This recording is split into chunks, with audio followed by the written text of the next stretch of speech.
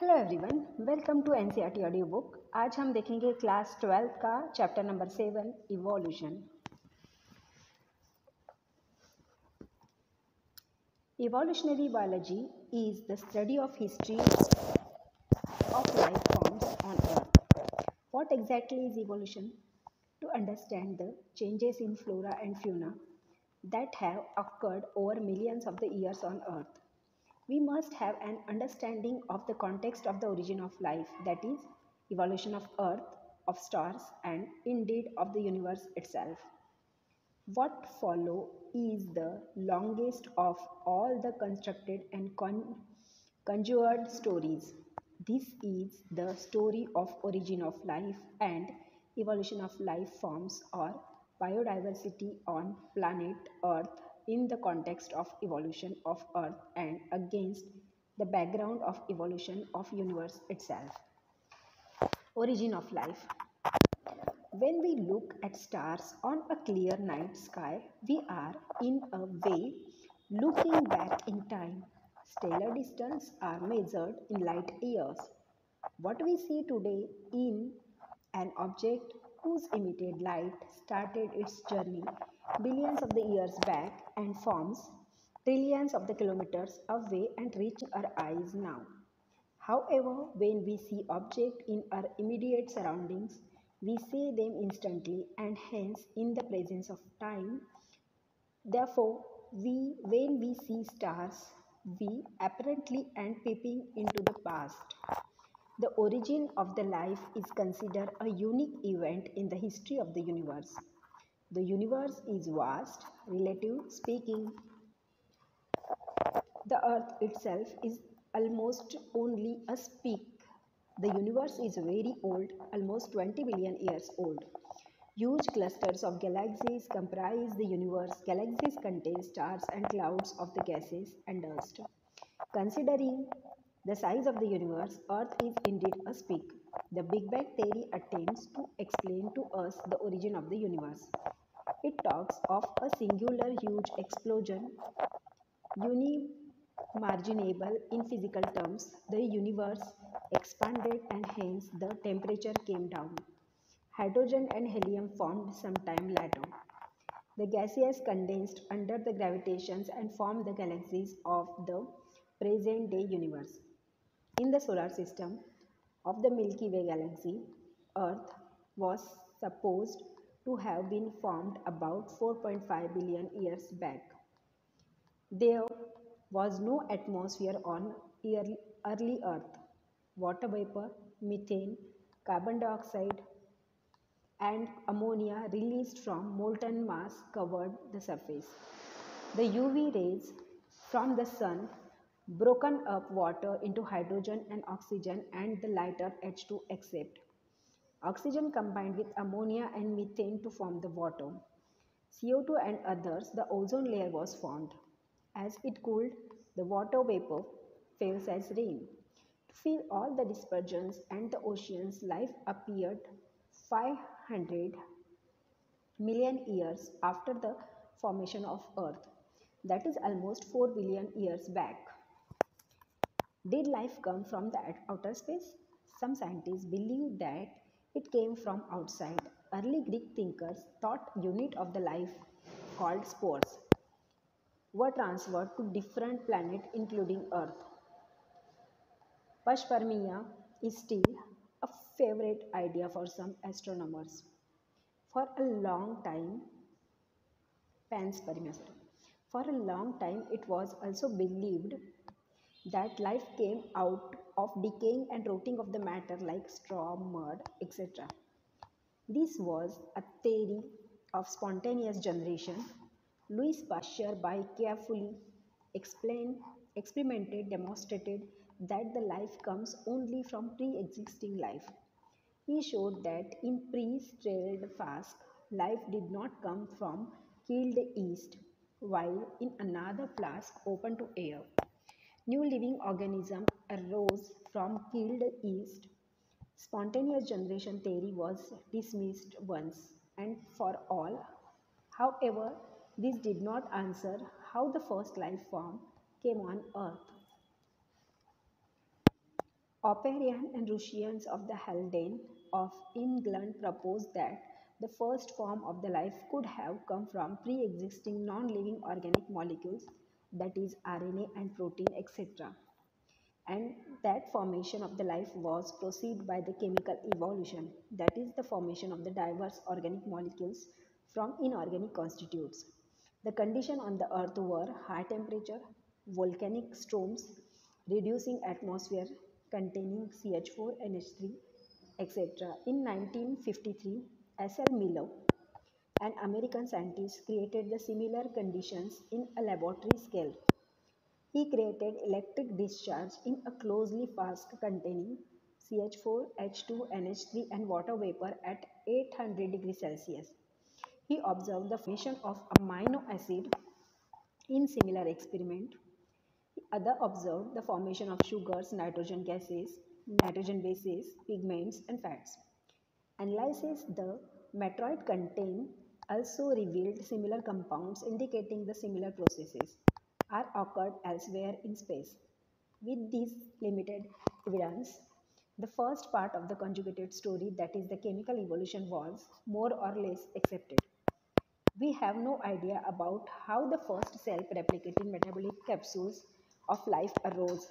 The first non-cellular forms of the life could have originated 3 billion years back. They would have been giant molecule RNA, protein and polysaccharides.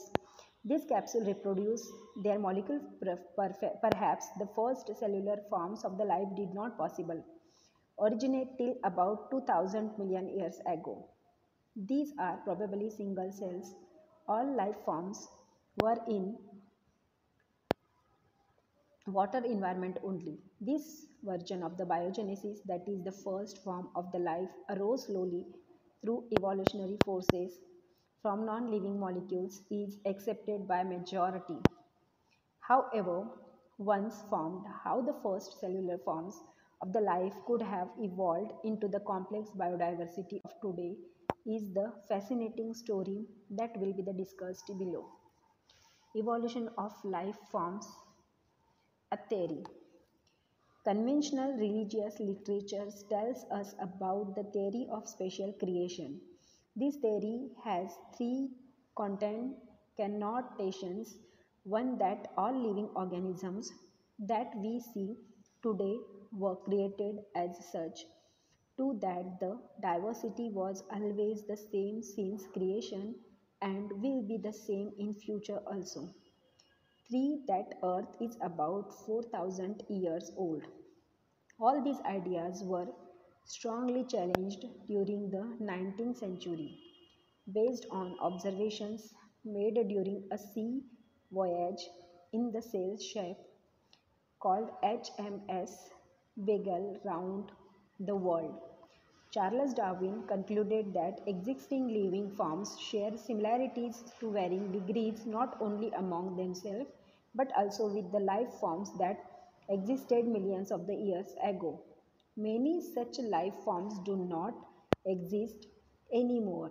There had to be existence of different life forms in the years gone by, just as new forms of life arose at different periods of history of earth.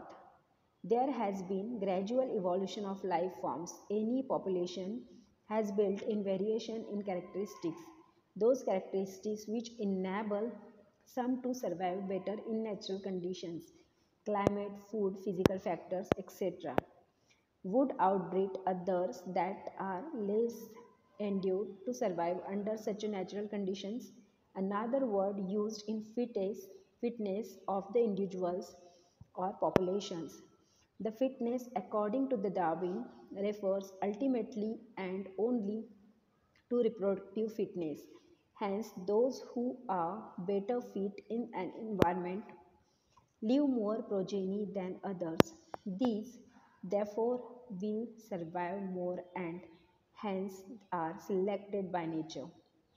He called it natural selection and implies it as a mechanism of evolution. Let us also remember the Alfred Wallace, a naturalist who worked in the Palea and also come to similar the conclusions around the same time. In due to the course of time, apparently new types of the organisms are recognizable. All the existing forms are share similarities and share common ancestors. However, these ancestors were present at the different periods of the history of the earth, epochs, periods, and the eras. The geological history of the earth closely correlated with the biological history of the earth. A common permissible conclusion is that the earth is very old, not thousands of the years as was thought earlier, but billions of the years old. What are the evidence of evolution? Evidence that evolution of the life forms has indeed taken place on the earth has come from many quarters. Fossils are remains of the hard parts of life forms found in rocks. Rocks form sediment and cross section of the earth crust indicates the arrangement of the sediments one over the other. During the long history of the period, different aged rock sediments contain the fossils of the different life forms who probably died during the formation of a particular sediment. Some of them appear similarly to the modern organism. They represent extinct organisms. A study of the fossils in different sedimentary layers indicates the geological period in which they existed. The study showed that the life forms varied over time and certain life forms are restricted to the certain geological time span. Hence, new forms of the lives have arisen at different times in the history of Earth. All this is called the paleontological evidence. Do you remember how the ages of the fossils are calculated? Do you recall the method of radioactive dating and the principles behind the procedures? Comparatively, anatomy and the morphology shows the similarities and differences among the organisms of today and those that existed years ago. Such similarities can be interpreted and understand whether the common ancestors were shared or not. For example, whales, bats, cheetah, and the humans share similarities in the pattern of the bones of forelimbs. Through these forelimbs perform the different function in these animals. They have similar anatomical structure. All of them have humerus, radius, ulna, carpels, metacarpals, and phalanges in their forelimbs. Hence, in these animals, in the same structure developed along the different direction due to the adaptations of different needs. This is divergent evolution and these structures are homologous. Homology indicates the common ancestry. Other examples of the vertebrate hearts or brains in plants also. The thorns and tendrils of the bougainvillea and the cucurbita represent the homology. Homology is based on the divergent evolution, whereas analogy refers to the situation exactly opposite to the wings of the butterfly and the birds look like. They are not anatomically similar. Structures through they perform similar function, hence analogous structures are the result of convergent evolution. Different structure evolving for the same functions and hence have a similarity. Other examples of the analogy are the eye of the octopus and the mammals or the flippers of the penguins and dolphins. One can say that it is the similar habitat that has resulted in the selection of similar adaptive features in the different groups of the organisms but towards the same functions. Sweet potato root modifications and the potato stem modification is another example of the analogy. In the same line of the argument, similarities in the protein and genes performing the given functions among the diverse organisms gives clues to the common ancestry. These biochemical similarities point to the same shared ancestry as the structural similarities among diverse organisms. Man has bred selected plants and animals for agriculture, horticulture, sport, or security. Man has domesticated many wild animals and crops. This intensive breeding program has created breeds that differ from other breeds but still are the same group. It is argued that if within hundreds of the years man could create new breeds, could not nature have done in the same over million years? Another interesting observation supporting to the evolution by natural selection comes from England. in the collections of month made in 1815, that is before the industrialization set in. It was observed that there were more white-winged moth of the trees than dark-winged or manilized moth. However, the collection of the carried out by the same area, but after industrialization, that is in 1920, there were more dark-winged moth in the same area. That is, the proportion was reversed. The explanation put forth for the observation was the predators will be spot a moth against the contrasting background. During the post-industrialization period, the tree trunk becomes dark due to the industrial smoke and soot. Under this condition, the white-winged moth did not survive due to the predators. Dark-winged or melanized moths survived before the industrialization set in. Thick growth of the almost white-colored lichen covered the trees. In the background of the white-winged moth survived, but the dark-colored moth were picked out the predators. Do you know that the lichen can be used as an industrial pollution indicator? They will not grow in areas that are polluted. Hence, moths that are able to camouflage themselves, that is, hide in the background, survived. This understanding is supported by the fact that area where industrialization did not occur. Example, in rural areas, the count of the melanic moth was low. This showed that in the mixed population, those can be better adapt, surviving and increasing the population size. Remembering that is no variant in complementary wiped out. Similarities, excess use of herbicide, pesticide, etc. has only resulted in the selection of resistant varieties of such a lesser time scale. This is also a true for microbes against which we employ the antibiotics or drug against the eukaryotic organisms or cells. Hence, resistance organism cells are appeared in the time scales of months, years, and not a century. These are examples of the evolution by anthropogeneous action. This also tells us the evolution is not a directed process in the senses of determinized. It is the sto- stochastic process based on the chance events in the nature and chance mutation in the organisms. What is adaptive radiations? During his journey, Darwin went the Galapagos Island. There he observed an amazing diversity of creatures of particular interest. Small blackbirds, later called Darwin's finches, amazed him. He realized that there were many varieties of finches in the same island. All the varieties he conjured evolved on the island itself from the original seed-eating features.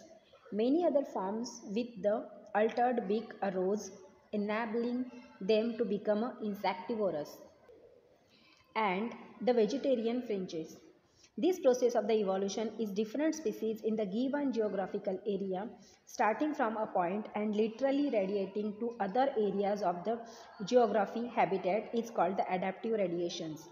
Darwin finches represent one of the best example of this phenomenon. Another example is Australian marsupials. A number of the marsupials, each different from the others, evolved from an ancestral stock but all within the Australian island continent. When more than one adaptive radiations appear to have occurred in the isolated geographical area representing different habitats, one can call this convergent evolution. Placental mammals in Australia also exhibit adaptive radiations in evolving into varieties of such a placental mammals, each of which appears to be similar to the corresponding marsupials. Biological evolution. Evolution by natural selection in a true sense would have started when the cellular forms of the life with a difference in metabolic capability originated on Earth. The essence of the Darwinian theory about the evolution is natural selection. The rate of the appearance of new forms is linked to with the life of cycle or the lifespan. Microbes that divide fast have a ability to multiply and become millions of the individual within hours. A colony of the bacteria, say A, growing on the given medium has a built-in variation in terms of ability to utilize the feed component. A change in the medium composition would bring out only that part of the population, say B, that can survive under the new conditions. In due course of time, this variant population outgrows the other and appears the new species. This would happen within days. For the same thing to happen in the fish or fowl would take millions of the years, as lifespan of these animals are in years. Here we say that fitness of B is better than that of the A under the new conditions. Nature selects for fitness. One must remember that the so-called fitness is based on the characteristics which are inherited. Hence, there must be the genetical basis for getting selected to evolve. Another way to saying the same thing is that some organisms is better adapted to survive in an otherwise hostile environment. Adaptive ability to inherited, it has a genetic basis. Fitness is the end result of the ability to adapt and get selected by nature. Branching descent and the nature selection are the two key concepts of Darwinian theory of evolution. Even before Darwin, the French neurologist Lamarck and said to an evolution of life forms had occurred but driven by use of the disuse of organs. He gave the examples of giraffes who is and the attempt to forage. Leaves on tall trees had to adapt by elongation of their necks as they passed on this acquired character of elongated neck to succeeded generation. Giraffes slowly over the years come to acquire long necks. Nobody will leave the conjure of anymore. Is evolution is a process or the result of process? The world we see, inanimate or animate, is only the success stories of the evolution. When we describe the story of this world, we describe the evolution as a process. On the other hand, and when we describe the story of the life on the earth, we treat evolution as the consequences of the processes called natural selection. We are still not very clear whether to regard evolution and natural selection as processes or end result for unknown processes. It is possible that the work of the Thomas Malthus on population influenced Darwin. Natural selection is based on the certain observations which are factual. For example, natural resources are limited, populations are stable in size except for the seasonal fluctuation. Members of a population vary in characteristics even though they look superficially similar. Most of the variations are inherited. The fact that theoretically population size will grow exponentially if everybody reproduce maximally, and the fact that population size in reality are limited means that there had been competitions for resources, only some of survived and grew at the cost of others that could not flourish. The novelty and the brilliant insight of the Darwin was this: he asserted as variations which are heritable and which makes the resource utilization better for few will enables only those to reproduce and leave more progeny. Hence, for a period of time, over many generations, survivors will leave more progeny and there would be the change in population characteristics and hence new forms appears to arise. Mechanism of evolution. What is the origin of this variation and how does the speciation occurs? Even though the Mendels had talked of the inheritance factors influencing the phenotype, Darwin either ignored these observations or kept silence. In the first decade of 20th century, Hugo de Varies, based on his work of the evening primrose, brought forth up the ideas of mutation, large differences arising suddenly in the population. He believed that it is the mutation which causes the evolution, not or the minor variations heritable. that Darwin talked about mutations are the random and directionless, while Darwinian variations are small and directional. Evolution for Darwin was a gradual, while De Vries believed the mutation caused speciation and hence called it saltation. Studied in the population genetics later brought out some clarity. Hardy-Weinberg's principle. In a given population, one can find out the frequency of the occurrence of allele of a gene or a locus. This frequency is supposed to remain fixed and the even remains the same through the generations. Hardy and Weinberg principle started it using the algebraic equations. This principle says that allelic frequency in the populations are stable and is constant for generation to generation. The gene pool remains a constant. This is called the genetic equilibrium. Sum total of the all allelic frequencies is 1. Individual frequencies, for example, can be named P, Q, etc. In the diploid, P and Q represent the frequency of allele A and allele A.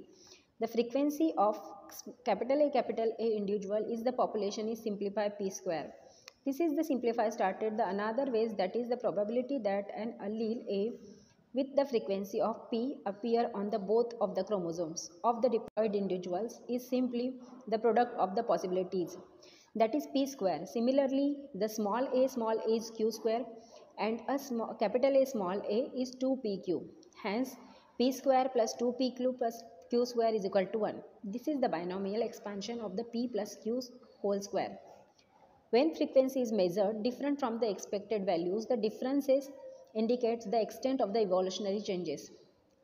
Disturbance in the genetic equilibrium or Hardy-Weinberg equilibrium, that is the change in the frequency of the allele in the population, would then be interrupted as a resulting in evolution. 5 factors are known as the effect of the Hardy-Weinberg principle equilibrium. These are the gene migration or gene flow, genetic drift and mutation, genetic recombination and natural selection.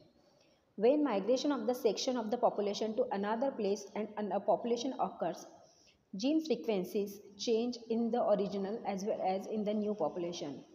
New genes alleles are added to the new populations and these are lost from the old population. There would be the gene flow if these gene migrations happens multiple times. If the same change occurs by chance, it is called the genetic drift. Sometimes the change by the allele frequency is so different in the new sample of populations that they become a different species. The original drifted population becomes founders and effect is called the founder effect. Microbial experiment shows that the pre-existing advantageous mutation when selected will result in observations of new phenotypes over few generations. This would result in speciation. Natural selection is the process in which heritable variations enabling better survival for are enabled to reproduce the live to get a greater number of the progeny. A critical analysis makes us believe that the variation due to the mutation or variation due to the recombination during the mutagenesis or due to the gene flow of genetic drift result in the changed frequency of genes and allele in future generations. Coupled of the enhanced reproductive success, natural selection makes it look like a different populations. Natural selection can be lead as a stabilization in which more the individuals acquire mean characters value, directional change or disruption. A brief account of evolution. About 2000 billion years ago, the first cellular forms of life appeared on Earth. The mechanism of how non-cellular aggregates of a giant macromolecules could evolve into the cell with membranous envelope is not known. Some of these cells had a ability to release O2. This reaction could have been similar to the light reaction and photosynthesis, where water is split with the help of solar energy captured and channelized by the appropriate light harvesting pigment. Slowly single-celled organisms become multicellular life forms. By the time of 500 Maya, invertebrates were formed and active. Jawless fish probably evolved around the 350 Maya. Seaweeds and few plants existed probably around 320 Maya. We are told that the first organism that invaded land were plants. They were widespread on the land when the animals invade lands. Fish with the snout and strong fins could not move on the land and go back to the water. This was about the 250 Maya. In 350 Maya, sorry. In 1938, the fish caught in South Africa happened to be the coal clanth, which was the thought to extinct. These animals, called the lobophians, evolved into the first amphibians that lived on both water and land. There are no specimens that these lived us with us. However, these were ancestors of the modern day frogs or salamanders. The amphibians evolved into the reptilians. They lack thick shelled eggs which do not dry up in sun unlike those of the amphibians. Again, we only see their modern day descendants and turtles, tortoises, and crocodiles in the next 200 million years or so. Reptiles so different shapes and size dominated on Earth. Giant ferns, pteridophytes were present, but they all failed to form a coal deposit slowly. Some of these land reptiles went back into the water to evolve into the fish-like reptiles probably 200 man. The land reptiles were of course of the dinosaurs. The biggest of them is the Tyrannosaurus rex was about 20 feet in height and had a huge fearsome dagger-like teeth about 65 Maya. The dinosaurs suddenly disappeared from the earth. We do not know the true reason. Some say climatic changes killed them, some say most of them evolved into birds, and truth may lie in between. Small sized reptiles of that era still exist today. The first mammal were like shrew. These fossils are small sized mammals were viviparous and protected their unborn young inside the mother body. Mammals were more intelligent in sensing of the avoiding danger at least. When reptiles come down, mammals took over the earth. There were the South America mammals resembling horse, hippopotamus, bear and rabbit, etc. Due to the continental drift, when the South America joined to the North America, these animals were overridden by the North America fauna. Due to the same continental drift, pouched animals of the Australia survived because of the lack of the competitions from any other mammals. Let Lest we forget, some mammals live wholly in water, whales, dolphins, seals, and sea cows are some examples. Evolution of horse and elephant dogs are the special stories of the evolution. You will learn about these in higher classes. The most successful story in the evolution of the man with language, skills, and self consciousness. A rough sketch of the evolution of the life forms, their times on a geological scale are indicated in Origin and Evolution of Man.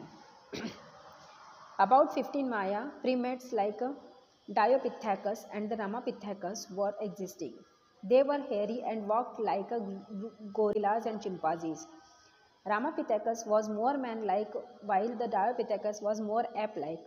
Few fossils of the man-like bones have been discovered in the Ethiopia and Tanzania. These revealed hominid features leading and believed that the about 3-4 Maya man-like primates walked in eastern Africa. They were probably not taller than the 4 feet but walked upright. 2 Maya Australopithecus probably lived in the East African grassland. Evidence shows they hunted with the stones weapons but essentially ate fruit.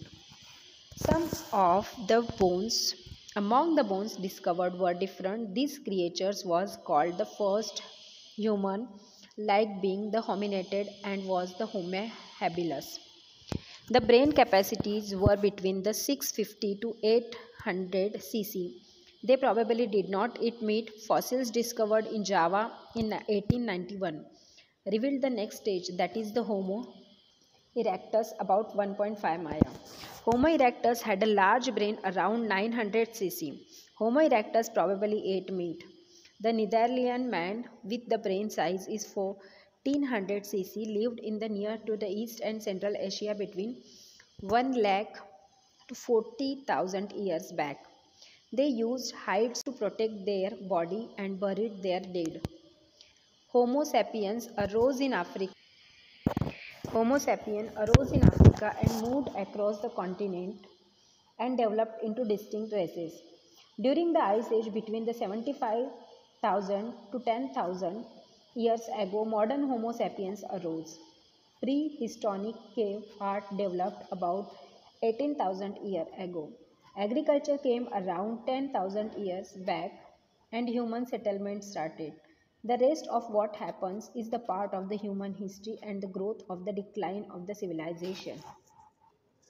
Thank you everyone.